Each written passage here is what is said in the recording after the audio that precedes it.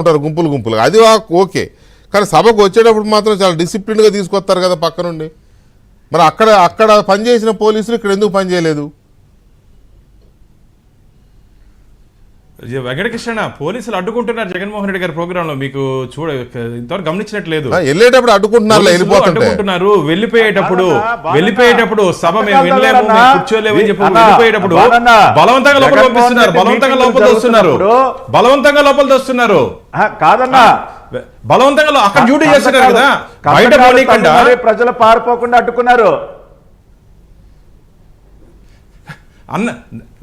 బలవంతంగా లోపల తోస్తున్నారు. ఇక్కడ జనాలు లోపల పోవాలంటే అడ్డుకుంటున్నారు.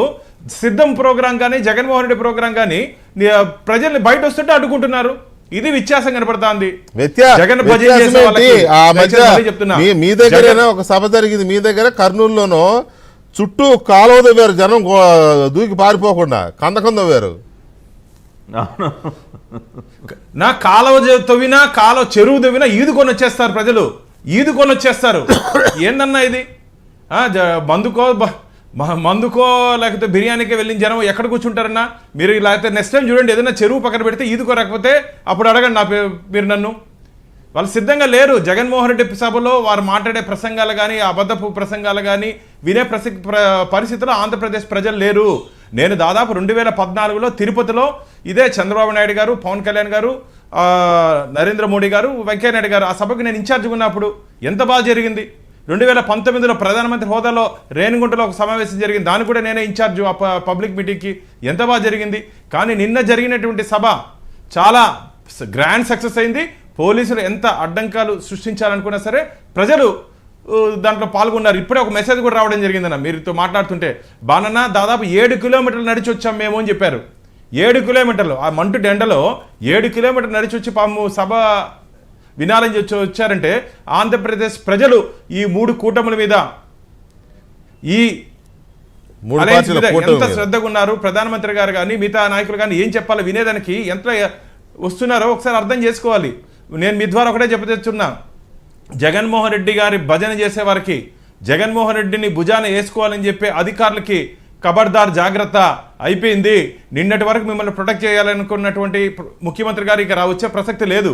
ఇంకా 57 రోజుల్లో అయిపోయింది, దాని కథ అయిపోయింది, మీ కథ కూడా అయిపోయింది. ఇప్పుడైనా మీరు డ్యూటీలు చేయండి, ప్రజల పక్షాన నిలబడండి, అధికార పక్షాన కాదు, జగన్మోహన్ రెడ్డి పక్షాన కాదు. మీ డ్యూటీస్ మీరు చేయండి. చేయకపోతే ఖచ్చితంగా ఇప్పుడు నిన్న ఉన్నటువంటి ఆ ఎస్పీలు కానీ ఐజీలు కానీ నిన్న జరిగిన ఎపిసోడ్ మీద ఖచ్చితంగా క్రమశిక్షణ చర్యలు ఉండబోతాయి. ఎవరిని స్పేర్ చేసే ప్రసక్తే లేదు. ఉద్దేశపూర్వకంగా ఫెయిల్యూర్ చేయాలని చెప్పి ప్రయత్నం చేస్తుంటే మీ అందరి మీద కఠినమైన చర్యలు ఉంటాయని చెప్పి భారతీయ జనతా పార్టీ పోలీసు యంత్రాంగాన్ని తీవ్రంగా హెచ్చరిస్తోంది. ఇది మొదటి సభన్న, ఇంకా చాలా జరగాల్సిన అవసరం ఉంది. దాదాపు మనకు May 13th ఆంధ్రప్రదేశ్ ఇంకా చాలా సభలు జరగాల్సి ఉంది. చంద్రబాబు నాయుడు గారి సభలు, పవన్ కళ్యాణ్ గారి సభలు, వాళ్ళిద్దరూ కలిసి పెట్టే సభలు, కొన్ని సభలు వీళ్ళిద్దరికి తోడు ప్రధానమంత్రి గారు ఇప్పుడు చెప్తున్న దాని ప్రకారం అయితే ఇంకా 8 సార్లు 9 సార్లు అవుతారట ఎలక్షన్ అయిపోయేలోపు ఏపీకి.